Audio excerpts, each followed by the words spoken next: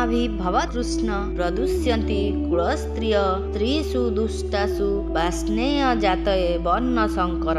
हे कृष्ण, अधर्म अधिक बढ़ीगले कूलर स्त्री माने दूषित हो जाती। हे वर्णेय स्त्री माने दूषित होगले वर्ण शंकर जात हुअन्ति। धर्म पालन कले अंतकरण शुद्ध हुए। अंतकरण शुद्ध हेले बुद्धि सात्विकी हो जाए। सात्विकी बुद्धि रे करणीय और अकरणीय संबंधी विवेक जात हुए।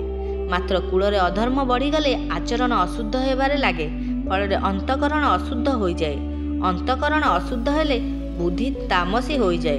बुद्धि तामसी हो गले मनुष्य अकर्तव्य को कर्तव्य एवं कर्तव्य को अकर्तव्य मन करे, अर्थात ता अंतर रे शास्त्र मर्यादार विपरीत भावना सृष्टि हेबाकु लागे।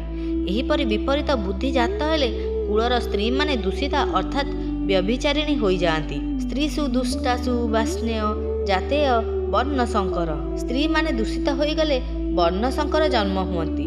दुईटी भिन्न भिन्न वर्णर स्त्री और पुरुषों संगरू उत्पन्न होइथवा संतान को वर्ण शंकर कहती।